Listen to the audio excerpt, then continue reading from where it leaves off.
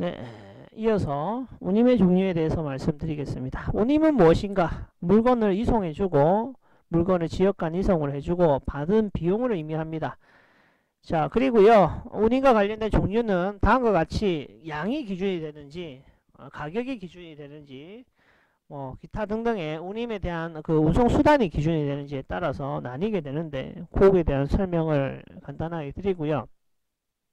경제적 효용성 관련된 공식을 어떤 운송수단으로 갈아타야 되는지 경제적 효용 거리를 재는 공식에 대해서 알려드리겠습니다. 그게 제 가장 중요하니까 핵심 포인트니까 잘 외우시기 바랍니다. 자, 운송량 기준 운임이 있습니다. 운송량 기준 운임은요, 실제 운송할 수 있는 중량, 부피 이걸 기준으로 운임을 계산하는 방법이 있습니다. 레비뉴 항상 비교를 하셔야 됩니다. 일반적으로 70, 80%는 중량의 비중을 두고요. 나머지 한 20, 30%가 부피의 비중을 두기 때문에 항상 두 개를 비교합니다. BL, 선화증권에서도요. 알톤 기준으로 대부분 측정하기 때문에 그 양식의 퀀티티 옆에다가 킬로그램과 혹은 톤과 CBM이 같이 나오게 됩니다.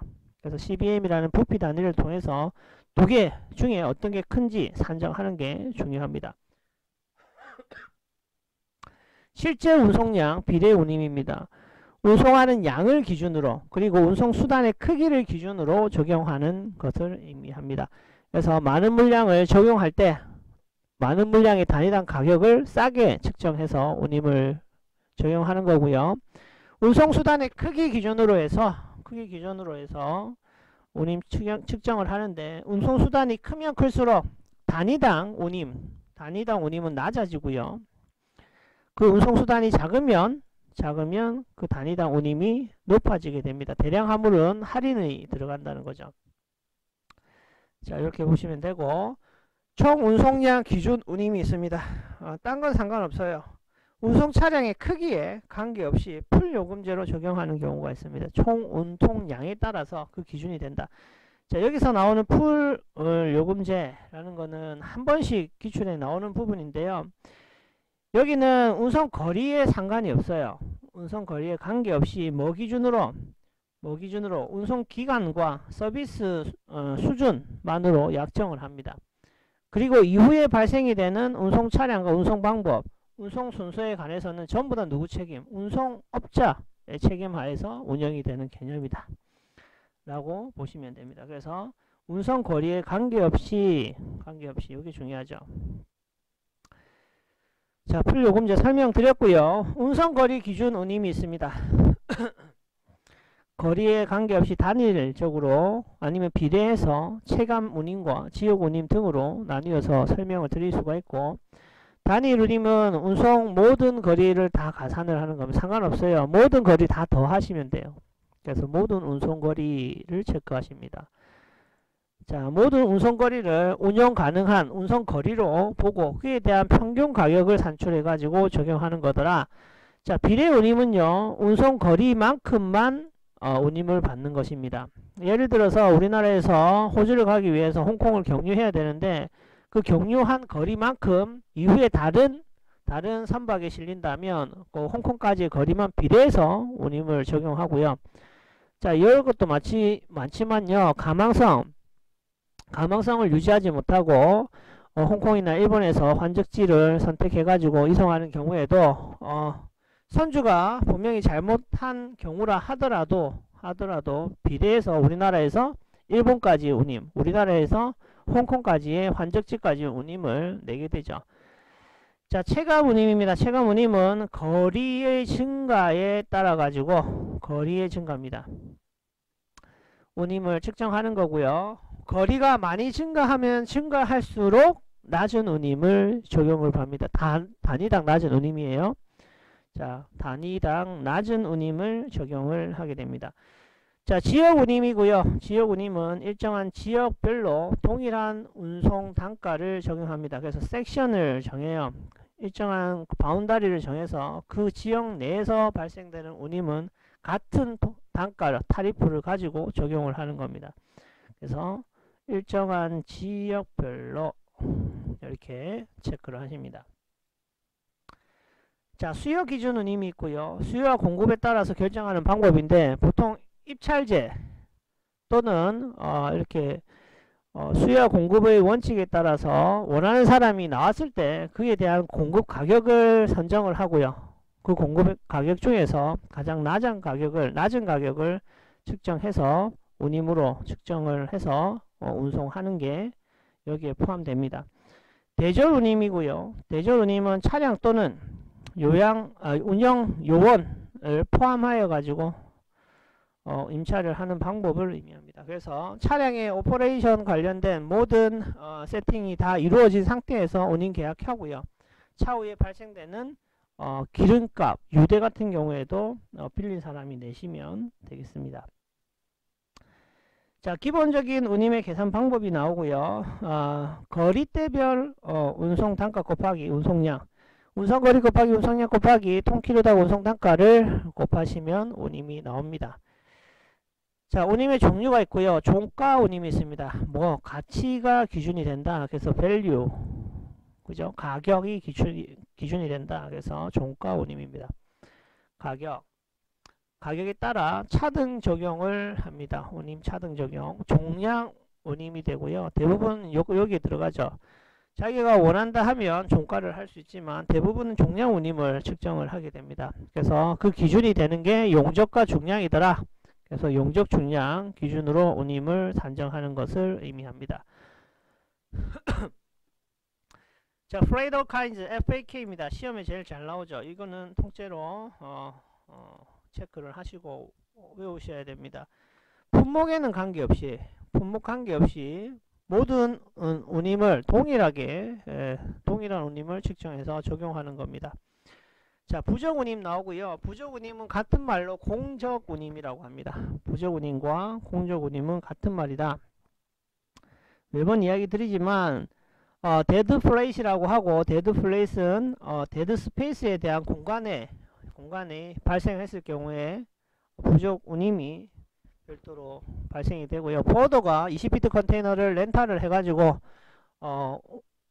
선박회사로부터 20피트 컨테이너를 렌탈해서 사용을 하는데 다 못 채웠어요. 다 못 채웠다고 DC 받는 거 아니죠. 모든 운임을 다 냅니다. 그때 발생되는 운임이, 빈 공간을 운송하면서 발생되는 운임이, 데드 스페이스에서 발생되는 운임이 데드 플레이트 부적 운임이 됩니다. 레비 뉴턴 나오고요. 일반적으로 알톤이라고 한다. 시험에 자주 출제되고 알톤은 잘 아시어야 됩니다. 자, 알톤은 톤, 중량, 그 다음에 용적 기준에 따라서 알톤은 나뉜다. 대부분 중량이 한 70%, 용적이 한 30% 영향을 준다고 보고 있습니다. 그래서 통계적으로 그렇게 보고 있는데, 중량이 이 CBM 용적보다 만약에 작은 경우에는 둘 중에 큰 걸 적용한다는 거예요. 용적과 중량 중에 큰 것을 산정해서 그것을 부담하는 운임을 레비뉴턴, 알톤이라고 합니다. 자, 그리고 품목별 운임이 있고요. 품목별 운임은 품목에 따라서 차등해서 운임을 적용하는 방식이 있는데, 뭐 CBR 개념으로 또 아시면 되는데, 그건 이쪽에 표현은 안 돼 있으니까 나중에 아마 나올 겁니다. 자, 그리고 계약 운임이 있고요. 별도의 계약을 통해서 운임의 할인이나 혜택을 주는 겁니다. 그래서 계약에 따른 요율을 산정을 하시면 되겠습니다. 최저 운임이 있고요. 모든 운임에 있어서는 최저 운임 선정이 대부분 되게 됩니다. 양말 하나 보낸다고 비례로 해가지고 최소로 한 50원에 운송해주고 그렇게는 안 한다고요. 그죠? 미니멈으로 택배 상자 하나는 되면은 5,000원 이상 혹은 1,500원 이상 이 기준이 있잖아요. 그죠? 그 기준에 따라서 최저 운임을 선정하게 됩니다. 일정 수준 이하인 경우에는 최저 운임을 무조건적으로 적용을 하게 됩니다. 여기까지는 아시겠죠? 네, 여기까지 아시고요. 화물자동차의 종류 나옵니다. 그림으로 아시는 게 더 중요한데 이 그림이 지금 갖고 오기가 애매하네요. 규모별로 경영, 소형, 중형, 대형으로 나뉘고요. 유형별로 일반형, 덤프형, 밴형, 특수용 자동차가 있습니다. 요게 시험에 잘 나오죠. 구조별로는요. 보통 트럭, 트레일러, 전용 특장차, 합리화 특장차 등으로 나뉘는데 시험은 트레일러가 잘 나오고, 그 다음에 특장차, 합리화 특장차 전부 다 시험 출제가 잘 됩니다. 장비는요, 물류관리사가 알아야 되는 기본적인 사항이 되기 때문에 많이 아시면 아실수록 좋고요. 시험 출제가 쉽게 될 수도 있습니다. 장비 부분은 그림을 주고 이 장비는 무엇인가 라고 그냥 물어보는 경우도 아주 많았습니다. 자, 보통 트럭은 소형, 중형, 대형으로 보고 주위에 많이 보시는 그런 트럭입니다. 세미 트레일러다, 그죠? 자, 트랙터와 트레일러는 다르다 라고 이야기 드렸고요. 동력을 가진 것을 트랙터, 동력이 없는 걸 트레일러, 이 두 개를 합해서 그냥 트레일러라고 부르기도 합니다. 세미 트레일러는요, 앞에 차량이 있어서 트랙터와 트레일러가 결합한 형식을 의미합니다. 자, 그래서요, 자, 중요한 게요, 이 세 가지를 구분을 하셔가지고 보시는 게 가장 중요하겠다. 그래서 트랙터와 트레일러가 1차적으로 하나씩 붙어 있는 상태가 세미 트레일러라고 하고요. 여기서는 망짝이라는 곳이 있는데, 망짝이라는 곳은 어디냐면 이제 트랙터 뒷부분에 보면 커플러라는 게 있어요. 커플러로 이렇게 고정시켜 놓고 두 개를 연결하는 공간이 있습니다. 걔를 망짝이라고 현장용어로 하는데, 거기 위에다가 트레일러를 연결시켜서 핀을 연결해요. 그 핀이 커플러라는 핀이에요. 그렇게 사용되면 트랙터와 트레일러의 결합은 세미 트레일러다 라고 보실 수가 있고요. 풀 트레일러는 뭐예요? 풀 트레일러는 일반 화물 차량 플러스 드로잉 바를 통해 가지고 트레일러가 연결되어 있는 상태. 그러니까 여기서는 트랙터가 아니에요. 그냥 일반 화물 차량 플러스 드로잉 바라고 이렇게 트레일러와 이 일반 화물차를 연결시키는 기다란 바가 있어요. 그 바로 연결하고요. 그때 이제 운송이 될 때는 풀 트레일러라고 합니다. 자, 더블 트레일러는 뭐냐? 더블 트레일러는 트랙터와 트레일러와 트레일러 이렇게 2단으로 묶여져 있는 상태를 더블 트레일러라고 그러죠. 트랙터와 트레일러 플러스 트레일러, 트랙터 플러스 트레일러가 더블 트레일러다. 폴 트레일러는요, 중간에 폴이 달렸어요. 막대기가 여의봉처럼 이렇게 늘었다가 줄어들었다가 하는 형식의 트레일러를 폴 트레일러라고 합니다. 자, 전용 특장차는 덤프 트럭 아실 거고, 믹서 트럭이 있습니다. 믹서 트럭은 이제 시멘트 이런 거를 이렇게 섞으면서, 믹서 알죠? 덤프 트럭은 모래나 이렇게 시멘트나 이런 거를 막 들어가지고 이렇게 분말을 이렇게 공급할 때 사용된 덤프 트럭. 자, 분립체 운송 차량이 있고요. 냉동차 있고 액체 운송 차량이 있습니다. 자, 그리고요, 합리화 특장차는요, 시스템 차량, 상하차, 합리화차, 실내 하역 기기, 장비차 등이 여기 있습니다. 여기의 특징은 뭐예요? 합리화 차량의 특징은 하역이나 선적을 위해서 어떠한 특정한 작업을, 기술을 여기 추가적으로 해 놓은 차량을 의미하고요. 자, 전용 특장차는요, 그 위의 용도를 쓸 수 없게 이 차량이 완전한 상태로 만들어진 형태를 의미합니다. 자, 트레일러 나오고요. 피견인 차량이라고 돼요. 동력이 있다 없다? 동력 없습니다. 동력이 없어요. 자, 동력을 가진 차량을 견인 차량이라 하고 트랙터라고 합니다. 트레일러 시험에 많이 나와요. 자, 트레일러 한 대당 트랙터 한 대당 트레일러 여러 대도 붙일 수 있고요. 하나도 붙이셔도 됩니다.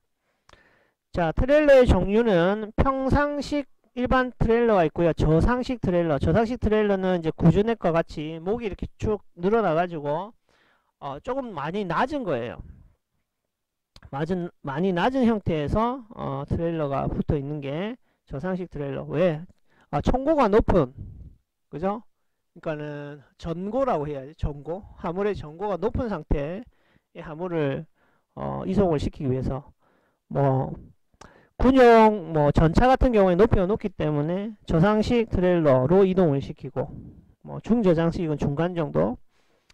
자, 스켈레탈식이라고 적혀있는데, 스켈레탈이라는 말은 샤시라는 의미가 되고, 샤시는 다시 다른 말로 트레일러입니다. 같은 말이에요. 자, 벤형이 있고요. 오픈탑형이 있습니다. 천장이 뚫혀져 있는 것도 있어요. 자, 특장차 전용 차량이 나오고, 장점은요, 화물의 포장 비용을 절감시킬 수 있고요. 상하차 비용을 절감시키고, 차량의 회전율을 향상시키고, 악천후에 대한 운송 등에 있어서 이점을 가지고 있습니다. 자, 그 용도로 만들어냈기 때문에 사용이 될 때 이점을 많이 가지고 있죠.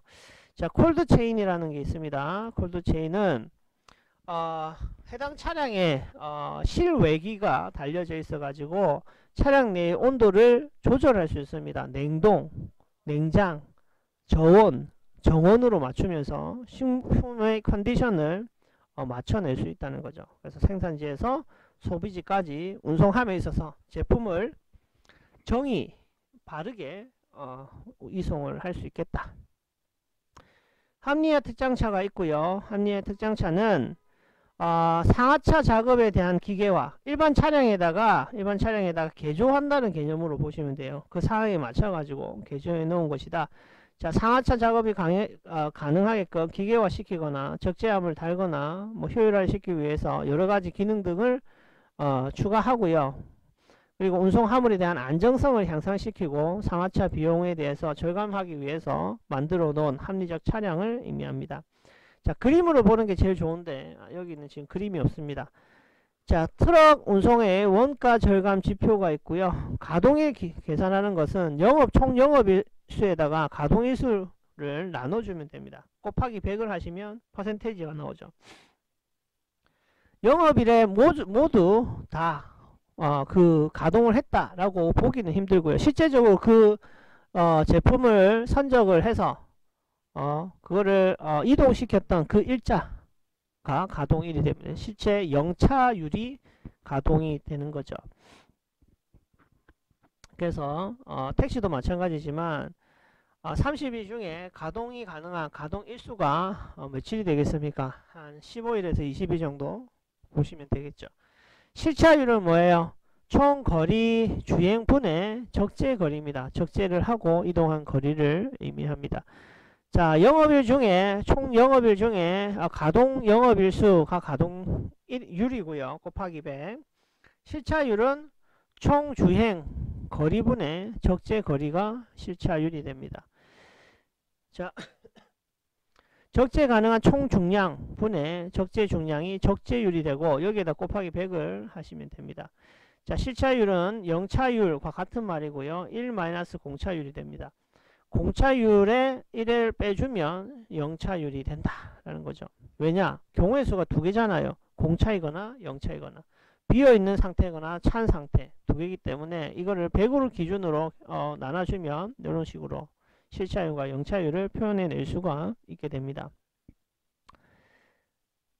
이거는 뭐 어려운 게 아니에요. 이 기준을 단어로 이해를 하시면 되고, 이게 나중에 계산하실 때 다 저절로 이런 것들은 다 따라 붙게 되니까 너무 걱정 안 하셔도 되고요.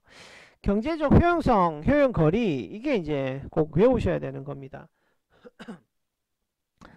톤당 발생되는 철도 발착비, 배송비, 하역비, 포장비를 모두 다 더한 상태에서 화물 자동차 톤 킬로당 수송비 마이너스 철도의 톤 킬로당 수송 비용을 빼주면 어떤 게 나오겠어요?